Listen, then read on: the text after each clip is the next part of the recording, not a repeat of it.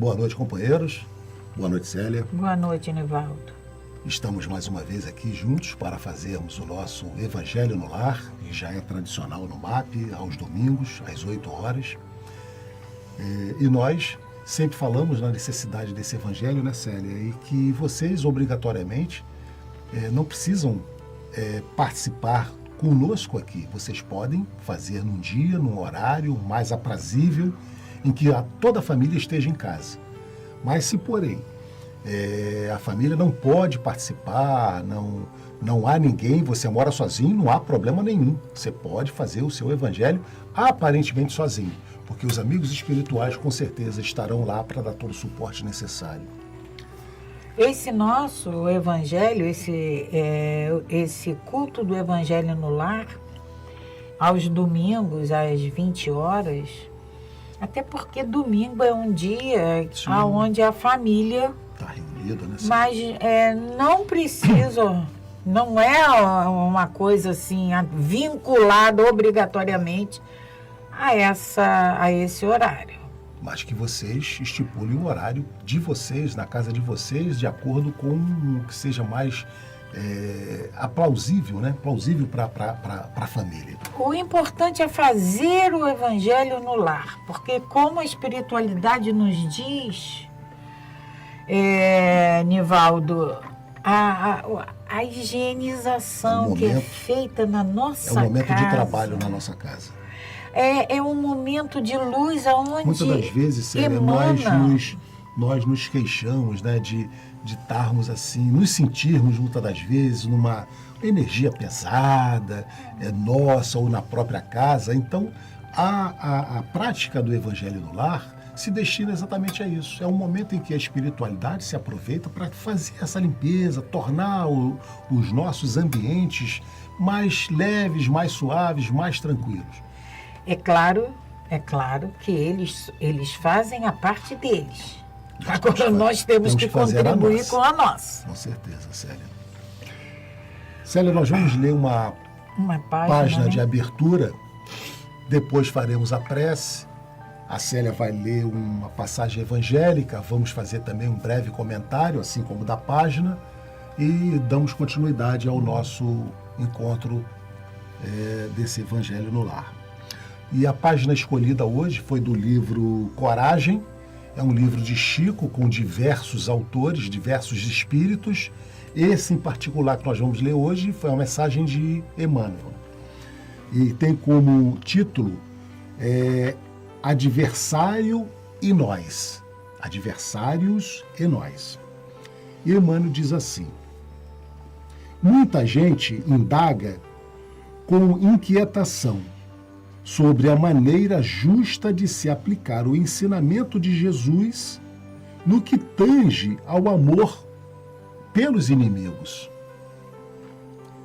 Aquele companheiro ter-nos-á ferido, impondo-nos prejuízos graves, outro nos terá deixado o espírito em chaga aberta a golpes de ingratidão. De que modo expressar-lhes amor segundo os princípios do Evangelho? Urge, porém, observar que Jesus nos pede amor pelos adversários, mas não nos recomenda aceitar ou amar aquilo que eles fazem. Determinada pessoa agiu contra nós e, claramente, não lhe aplaudiremos as diretrizes.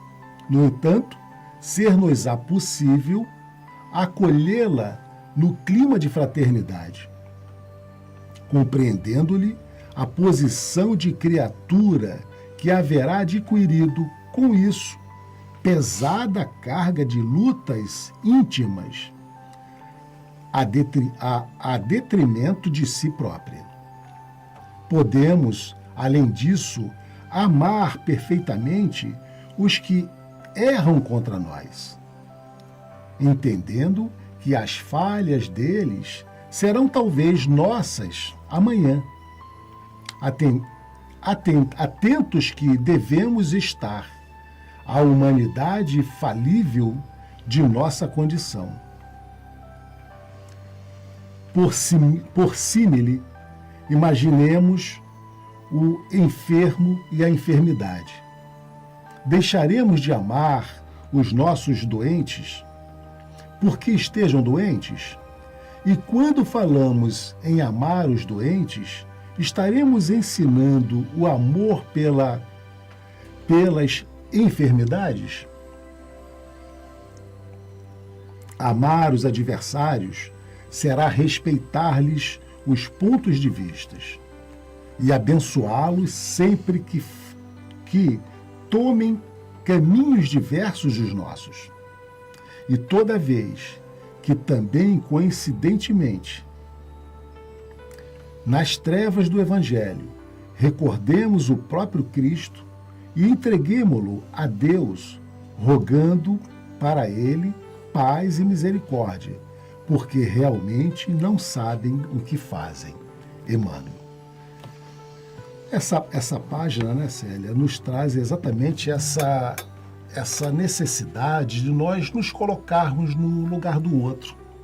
Ele fala dos adversários e nós, como nós vamos nos comportar, como nós vamos agir de acordo com os nossos adversários, ou de acordo com aqueles que nos ferem, ou que nos façam algo em que a gente precise se defender. E Emmanuel diz aqui que a gente nós temos que ser contra o mal, mas não contra aquele que nos fez. Ou seja, nós temos que criminalizar a culpa, mas não o culpado. Nós temos que ter esse entendimento, essa benevolência de percebermos que todos aqueles que estão nesse caminho hoje equivocado, eles terão a oportunidade, a possibilidade de amanhã perceberem os seus equívocos e se corrigirem. Assim como nós.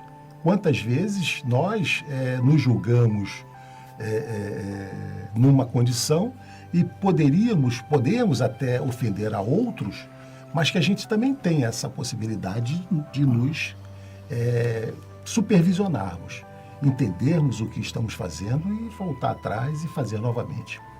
Essa página, Adversários e Nós, primeiro me levou agora a pensar o seguinte, Nivaldo. Nós, cada um de nós, não devemos ser adversários de ninguém. E precisamos entender, está no Evangelho que Jesus disse que nós não iríamos sair daqui enquanto não pagássemos o último centavo. E como é que a gente adquire essas dívidas? Como é que a gente vai acumulando essas dívidas? Todas as vezes em que a gente infringe uma lei do nosso Pai. Então, quando esse irmão nos agride, nos maltrata, nos humilha, quem é que está acumulando dívidas? É o nosso irmão. É isso que nós precisamos entender. Sabe quando Jesus falou, não é querendo, não é nos colocando nessa posição de Jesus, longe disso. Mas quando ele disse, eu não vim para os doentes, eu não vim para os sãos, eu vim para os doentes. Mas a gente precisa entender o momento desse irmão. Ser conivente com os atos dele? Não, de maneira alguma. Agora, entender o estado aonde que ele, nesse momento, se encontra. É nossa obrigação. Isso é nossa obrigação. Nunca ser conivente. É como Emmanuel nos diz do doente e da enfermidade. Do doente e da doença. A gente não é a favor da doença. Muito pelo contrário, a gente luta contra ela. Mas a gente protege e cuida do doente.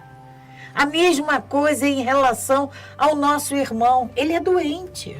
Então, ele encerra dizendo, né, Célia, que amar os adversários será respeitar-lhes os pontos de vista. Respeitar. E abençoar sempre que tomem caminhos equivocados, né? Diferente daquele que nós tomaríamos. E Jesus... É o respeito, né, Célia? O respeito acima de tudo. E ele lembra no final o que Jesus falou para o Pai. Pai, perdoa.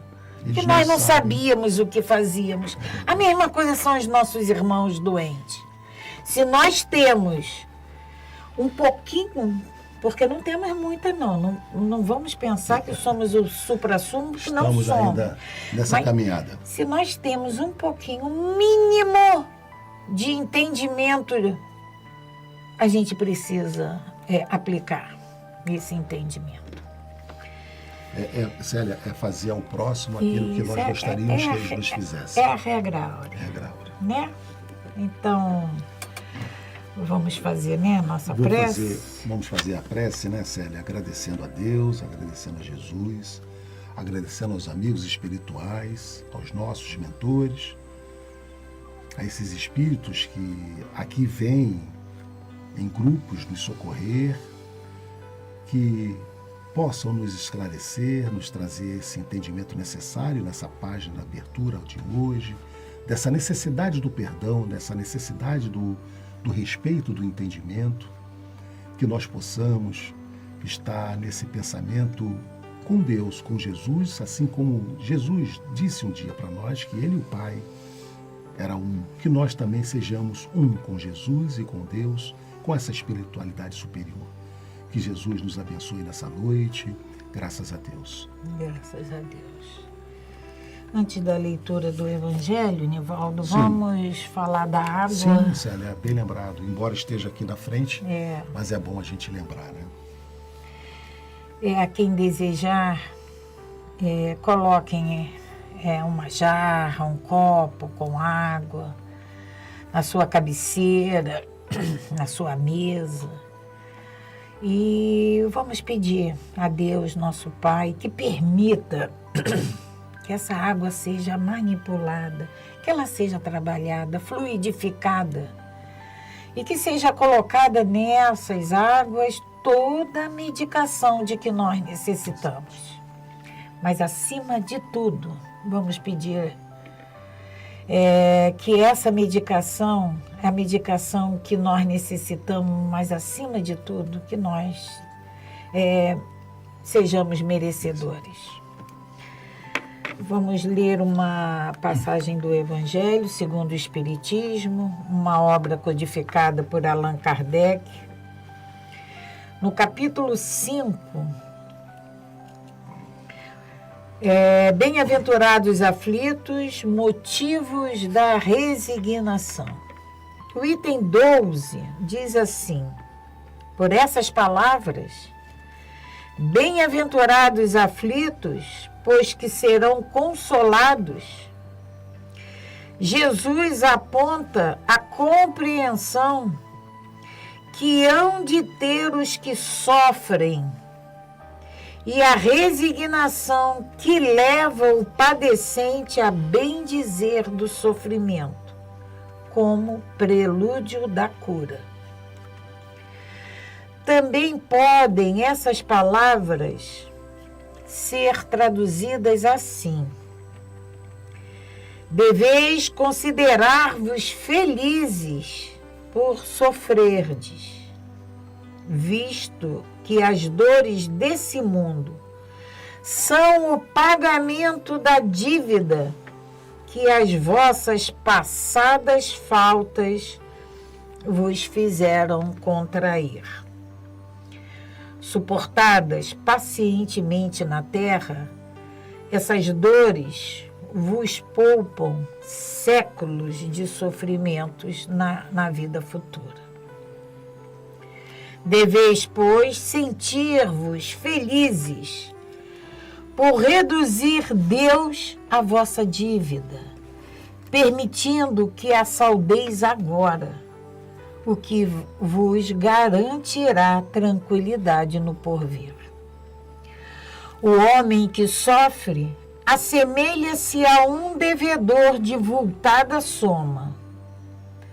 a quem esse credor diz: se me pagardes hoje mesmo a 100ª parte do teu débito, quitar-te-ei do restante e ficarás livre. Se o não fizeres, atormentar-te-ei até que pagues a última parcela. Não se sentiria feliz o devedor por suportar toda espécie de privação para libertar-se, pagando apenas a 100ª parte do que deve?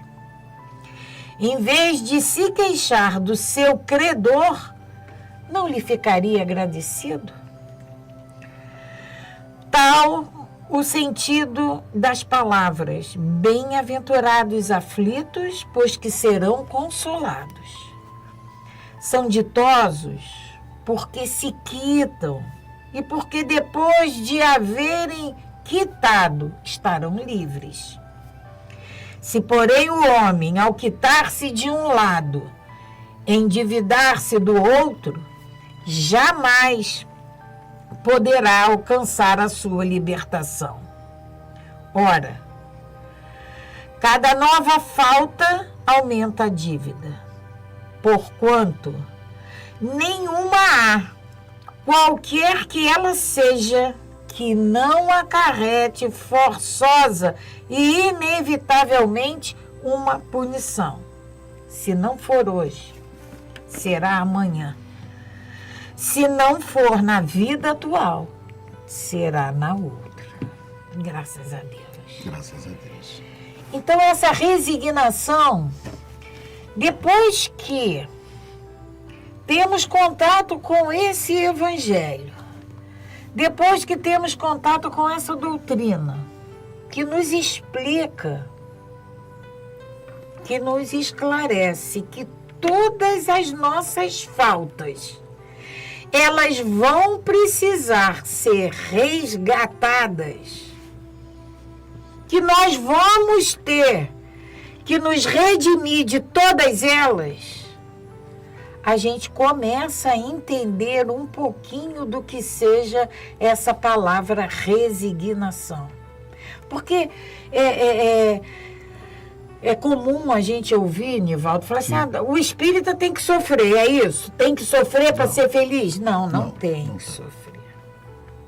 Mas se a gente sofre hoje, a gente também precisa entender que ontem nós fizemos alguma coisa. Nosso Pai não vai punir ninguém por não ter feito mal algum. Mas como ele também não vai premiar ninguém por não ter feito bem nenhum. Ele é justo. Ele nos diz que nós podemos semear o que quisermos. O que quisermos nós podemos semear. A única coisa que ele exige é que a colheita seja feita por nós. Essa passagem, né, Célia, esse motivo de resignação e é Kardec que nos traz isso, né? É Kardec. Kardec que faz essa... Então, ele traz exatamente dentro desse entendimento da reencarnação, né, Célia? Desse desequilíbrio dos pratos da balança que nós promovemos. Então, nós sabemos que estamos aqui para cumprir determinadas situações, porque nós desequilibramos esse prato da balança. Nós descumprimos com a lei as leis naturais. E nós temos que voltar para refazer esse caminho que não fizemos bem feito em vidas passadas. E é essa aflição, é esse aflito, é essa procura que nós temos incessante de refazer esse caminho que nos aflige. É essa nós aflição. Podemos fazer de duas formas esse caminho, Célia: resignados ou reclamando. Se nós reclamarmos, como eles nos dizem aqui, se porém um homem, ao quitar-se de um lado, endividar-se do outro, jamais vai conseguir sair. Como você disse, nós não deixaremos a terra até que se pague o último centil, como Jesus nos asseverou. Então é preciso que a gente saiba sofrer, mas sofrer com entendimento, com resignação, sabendo o porquê. Graças a Deus. Graças a Deus. Então vamos fazer a nossa prece de encerramento de mais um culto do Evangelho no Lar. Pedindo, Pai, a Tua luz em nossos lares, nesses santuários que temos por nossa habitação. Te pedimos, Pai, que a Tua luz penetre todos os lares desse orbe que temos por moradia, limpando, transmutando todas essas energias densas que nós mesmos levamos para dentro desses lares. Te pedindo, Pai, que os nossos corações estejam sempre abertos para receber essa luz, para receber a serenidade, o equilíbrio, a harmonia de que tanto necessitamos. Que a Tua mão esteja, Pai, sempre estendida, nos guiando, nos mostrando esse caminho para que possamos percorrê-lo com firmeza, com determinação. Que assim seja, Mestre, que assim seja, espiritualidade amiga, que assim seja, meu Pai. Graças a Deus. Graças a Deus. Vamos beber a nossa água.